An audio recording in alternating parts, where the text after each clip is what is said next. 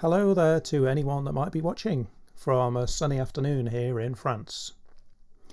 A few people have asked me how I go about composing music, and I thought it might be quite interesting to just prepare a short video to show you some of the methods that I use. So this will be of interest to anyone who's curious about how we, in this modern world of technology, we compose music. And it might be of interest to those who already know a bit about composing music and a bit about producing electronic music, and just curious about my methods, because everybody has their different methods and there's no right or wrong, but there are obviously some things that you have to know, but everybody has their different methods, everybody has their own way of working. I use Logic Pro because I'm a Mac user. If you haven't got Logic and you use a Mac, you can use GarageBand, which is also a very good program. Not quite as advanced as Logic, but it's an excellent starting point. Ableton is good as well, if you're on Windows computer especially. You'll need a keyboard. As you can see here, we have a keyboard, because you'll need to play notes and record notes. Not going to be able to record music without being able to do that. And you will need a library of sounds.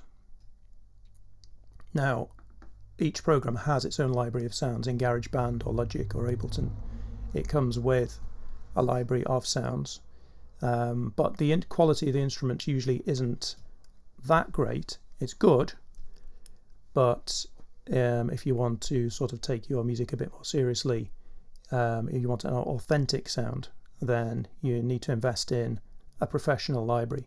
I use East West, Opus, and Opus, East West, what they've done is they've professionally recorded every note that can be played by every instrument in an orchestra in different types of articulations.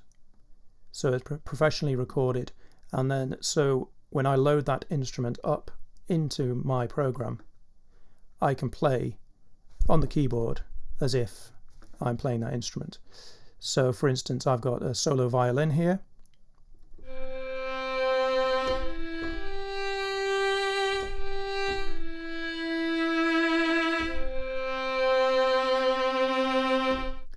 quite a nice realistic sound, as it should be, because you're reproducing the exact recording of the instrument. You'll see that only part of the keyboard is white. That is because this particular instrument can only play those notes in that range, from just below C3 to C6. So you're not going to be playing anything that could not be played in real life, as it were. So that's quite nice. You've got a big library of different sounds, obviously. For instance, here I've got a glockenspiel, and you can see there's only a very short range in the glockenspiel, and that won't play on a glockenspiel, but further up the keyboard.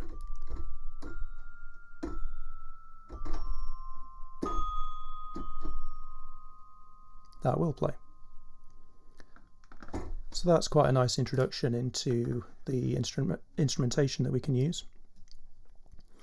The thing that prompted this video was that I've just finished a piece of music called Les Tournesols de Cambiac, which is here.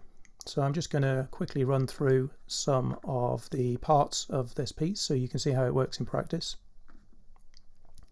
The very first thing is I like to have an idea in my mind of a concept for a piece of music. So this was inspired by the beautiful fields of sunflowers that we saw when we were near Toulouse, and I imagined how that would be represented in music throughout the whole life of the field of sunflowers. So the very first thing I tried to articulate was the seedlings popping through the ground, and I imagined all of these seedlings popping up all over the place. And for me, the marimba was what came to my mind, because that's a nice percussive instrument. And so this is the marimba.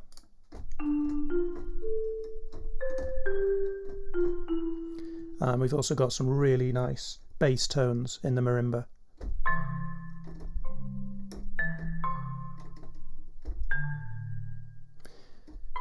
So the very first thing I would do is think of the concept, think of the instruments that I'm going to use, set the tempo, set the time signature in the key. Unusually in this piece of music I've kept the tempo, the time signature, the key signature and the key all the same all the way through. That's pretty unusual because normally we would change the tempo at various stages through a composition. But for one reason or another it just felt right to me to keep it quite steady all the way through, even though the piece is about 14 minutes long.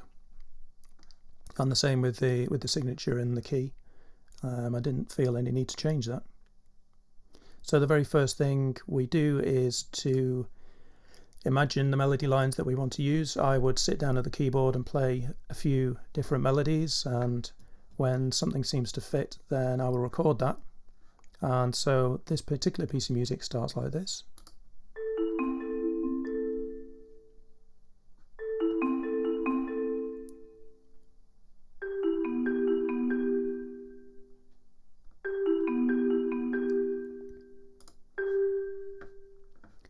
And then from then on it's just a case of going through, adding instruments, sometimes taking things away, adding different melodies, moving from one harmony into another harmony, thinking about rhythm, maybe introduce some percussion instruments.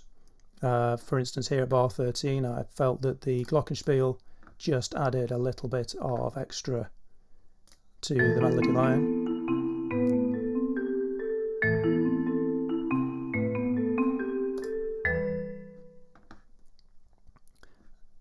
And then we record using the keyboard, but we can also just drop the notes in. We have two different ways of doing that.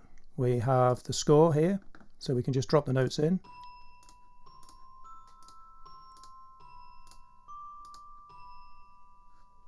Which we do sometimes, or we can use a different way of representing that is the piano roll. And I prefer this particular way. And again, these are individual notes. And you can see some longer notes. So we can draw notes directly onto here. We can move these around. Sometimes when you're recording, the timing isn't perfect, so that you can just adjust the timing as you go along. That's extremely useful because my timing is never spot on. So that's it, and then perhaps further on we'll introduce a bit more drama. So let's just have a look at these few bars here, and what I'll do is I'll just play this small section and I'll introduce the instruments one by one so that you can hear it build up. So we'll start with the marimba.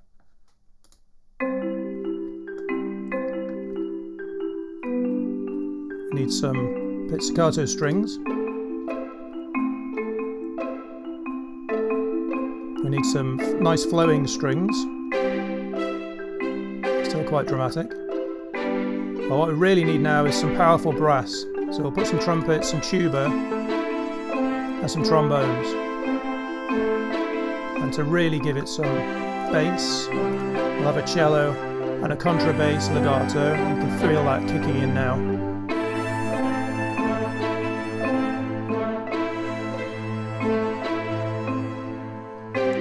And I also thought that we needed a bit of drums in here, so I've got a timpani.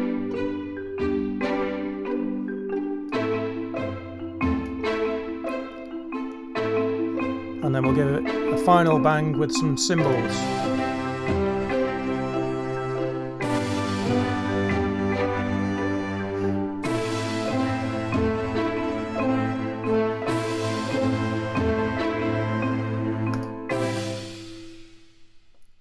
So that's it. It's just a case of building your piece of music up one track at a time, one phrase at a time, one section at a time, imagining how you want to represent what you're feeling or what you're trying to communicate, which instruments will represent that, when you need to step off the gas and give it a bit more melodic, nice tones, or when you need to really hit that pedal and push it forward and give it a bit more drama.